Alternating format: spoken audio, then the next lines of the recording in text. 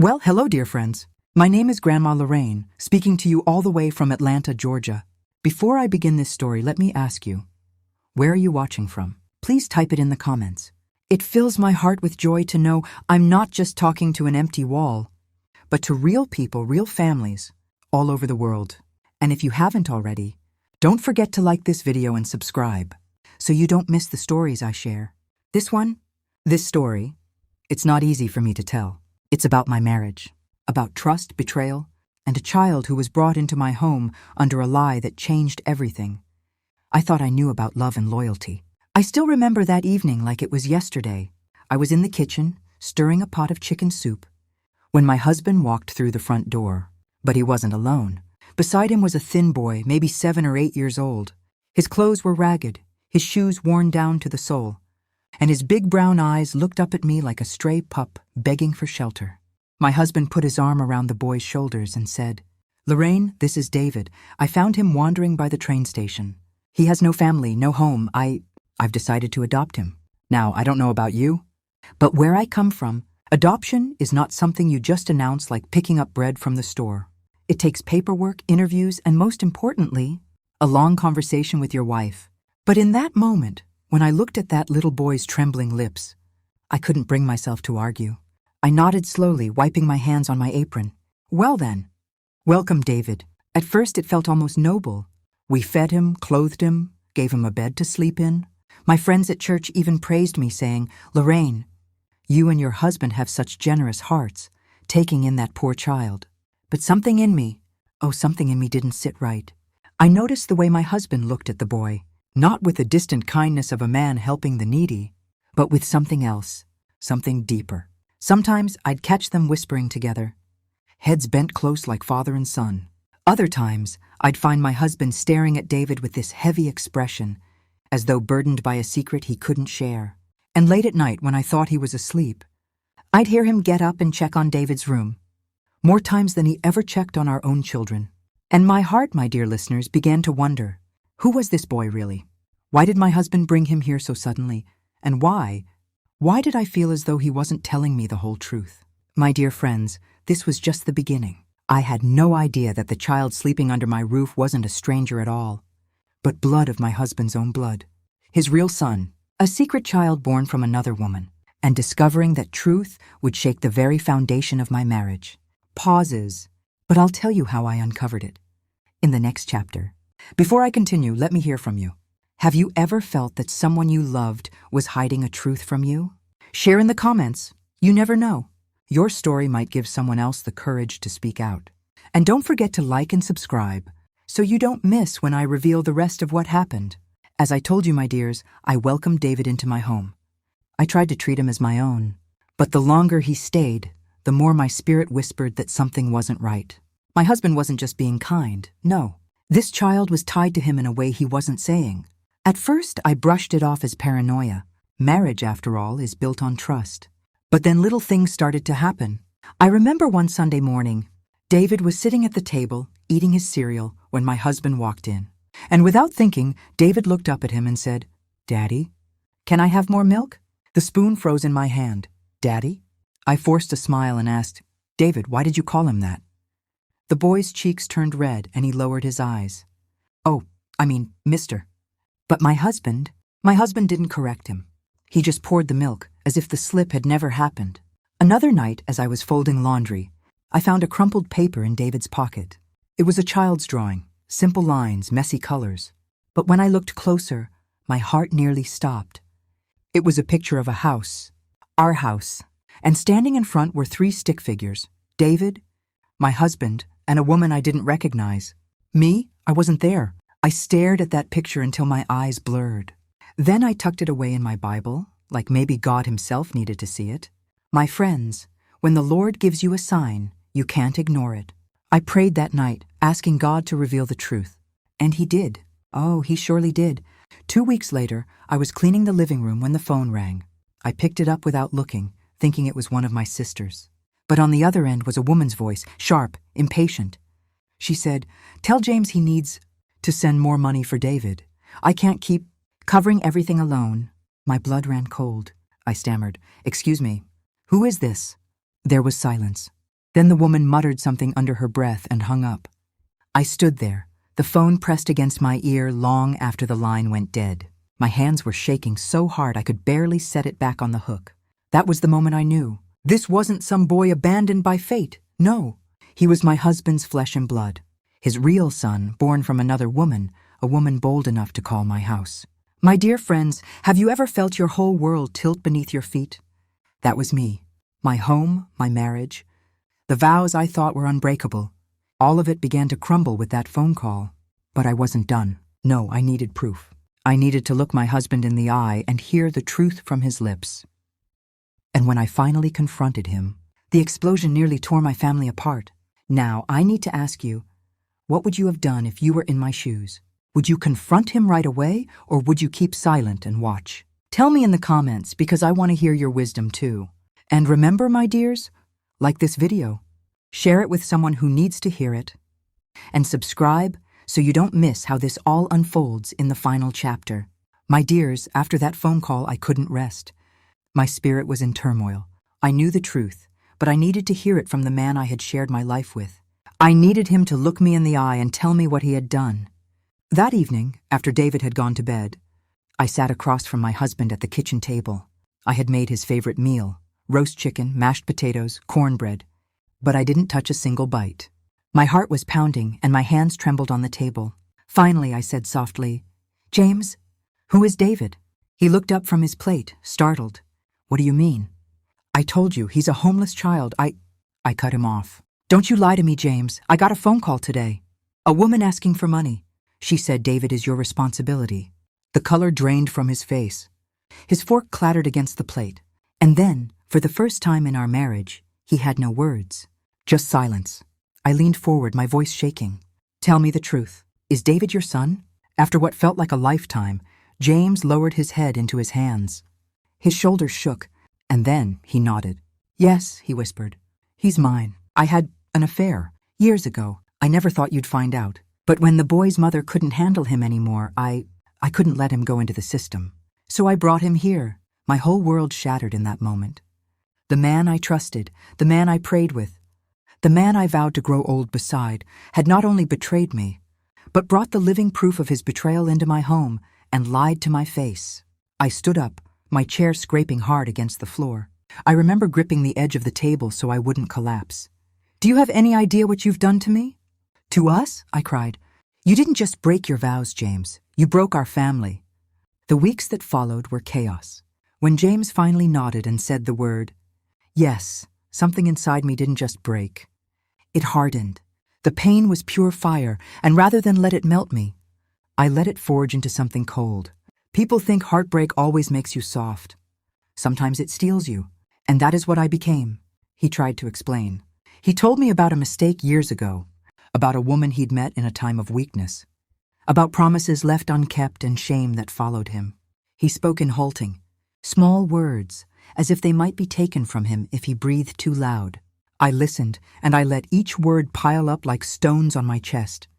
But listening was not enough anymore. Hearing him say, "I'm sorry," would not stitch the hole in my life. I wanted more than confession. I wanted control. I wanted to make him feel the way I felt. Small, exposed, humiliated. Not because I am cruel by nature, but because betrayal had taught me how to be merciless.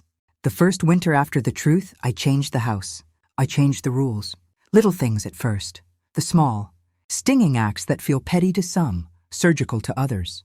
David, the child whose face used to make me ache with pity, began to feel the shift. Where before I had smoothed his hair and tucked him in with the same ritual I used for my grandchildren, I started doing things that would make a boy understand his place. I told him once rather casually, "Your bed is by the back door now." I said it with a politeness that tasted like ice. He blinked, confusion clouding his small face. "But why?" he asked, small voice trembling. "I'm cold. I thought you'd like to be near the laundry room," I lied. "It's warmer there with the dryer." I watched him carry his blanket, the way a child carries a small, heavy secret. I watched him curl up on the couch that night with the TV too loud. And I slept without the noise of his breathing next to me. I slept in a room that once had his small shoes lined up beside mine. And I watched those shoes in the morning with something like satisfaction, Neighbors noticed. The church ladies noticed. "Lorraine, are you sure you're treating him right?" One whispered as she handed me a casserole. I smiled and said, "Of course." But I felt nothing like the woman I once was. It did not end with his bed. If you want to understand how someone becomes a villain in their own story, watch what happens when quiet cruelty grows deliberate. I began to correct him, publicly. Simple things. In the grocery store, when he mispronounced a word, I laughed a little too loud and told him to pay attention. At the dinner table, when he reached for more bread, I said sharp as a knife, "We do not take without asking." His small mouth would close like a wound. At church, he liked to sing the children's songs. One Sunday, I waited until the congregation had left. Then I told our daughter to take him by the arm and lead him to the back. "David," I said loudly enough for others to hear, "you should remember your place here. You cannot call my husband Daddy in front of people. It's confusing." The murmur that ran through the church that morning did not belong to me, but I listened to it like a hymn. You are probably asking, why would I behave like this to an innocent child? I tell you plainly, because seeing him innocent forced me to see the man who had betrayed me more clearly. Every time David laughed, it was a mirror. Every time he slept, I saw James's face. He became a walking monument to the infidelity that had been kept secret for years. My kindness would have been a lie, a cover for something I could not stand to carry under my tongue. So I removed the cover. But petty cruelty alone does not make a story rememberable. People argue. They shout that this is monstrous. They are right to feel that way. But I did not stop at coldness. I wanted the world to see him for what he represented. I wanted James to lose more than my trust. I wanted him to lose everything he cherished. So carefully, quietly, I built a case. I collected small things, scraps of notes I found in his pockets, a name on a receipt, a child's drawing tucked in an old coat. I copied messages I found on his phone, not all of them. Mind you, just enough to show a pattern. I recorded one conversation he had with the woman who had phoned our house months earlier. He spoke to her with a tenderness he never showed me in the years we had shared a bed. You must understand, I did not go for violence. I went for what hurts a man who lives in the light. Reputation, stability, the small kingdoms he builds. I took the evidence to places that would ensure his shame would not stay hidden in our home. I printed the messages and left them on the kitchen counter where our grown children would see. I sent copies to his sister, to his employer, and, yes, to certain members of our church committee. The fallout came quick and brutal. It began with whispers that ran like water under the front door. James's sister came over one morning, red-faced and trembling, clutching the printed papers like a prayer book. "James, how could you?" she asked, voice breaking. He stammered, tried to explain, but the words clanged hollow in the room, because the papers spoke louder than any apology. At his workplace, his boss called him into a meeting. I had not wanted to destroy his livelihood, but I had wanted prayer to be replaced with accountability. The company placed him on leave while they investigated. At the office, his colleagues who had once greeted him with smiles now averted their eyes. I remember the way he walked out of the building the day the HR manager asked hard questions. He looked smaller than I had seen him in years. My children were furious with me. "Mama, you went too far," our eldest said, pacing my kitchen.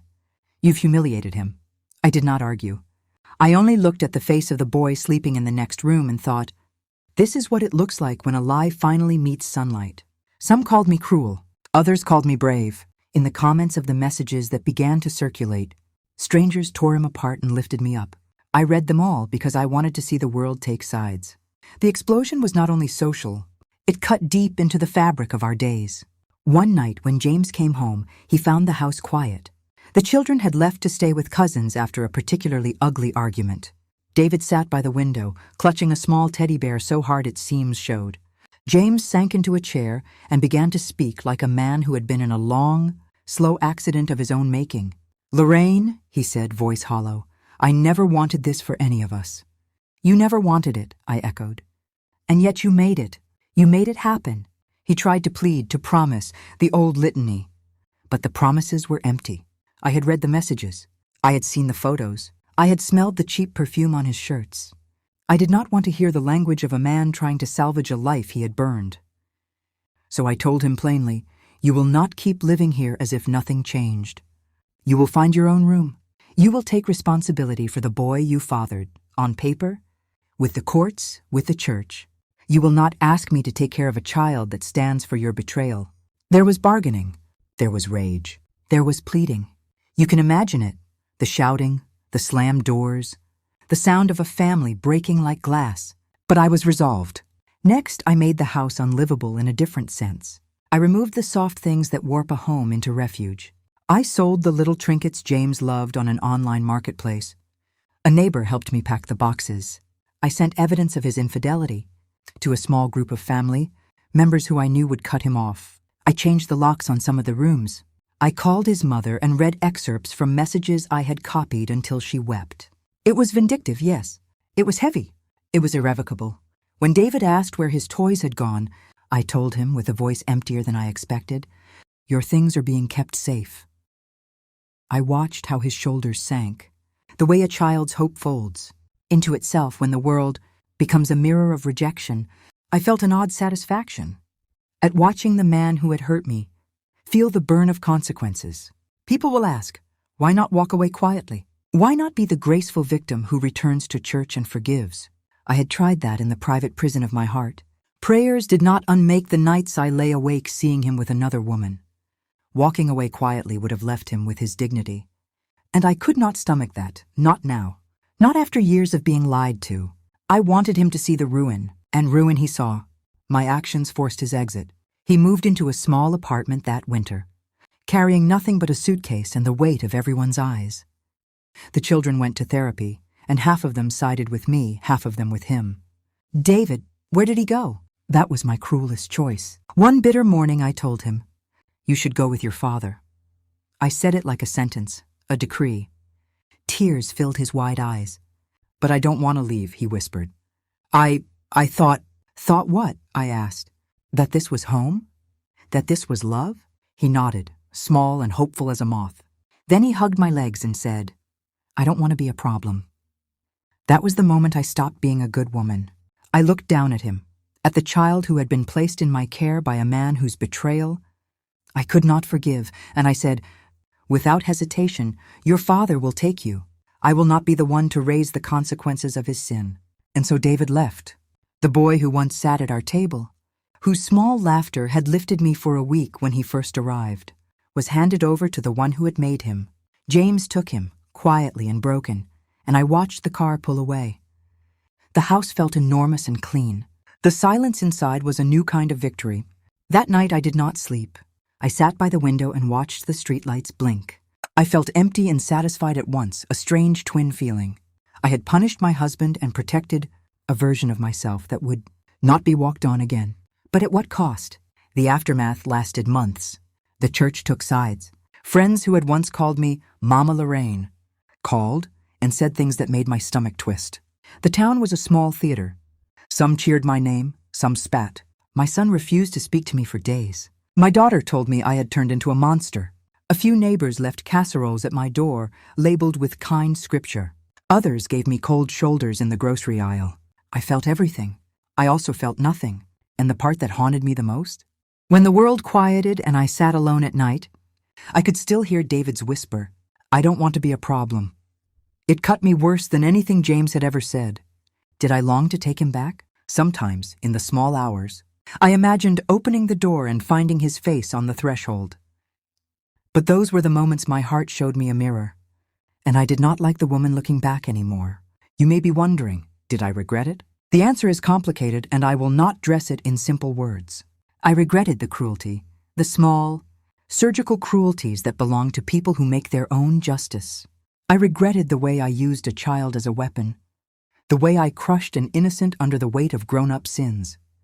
I regretted the nights when my pillow tasted like ash and I dreamed of the son I had pushed away. And yet, part of me believed I had done what needed doing.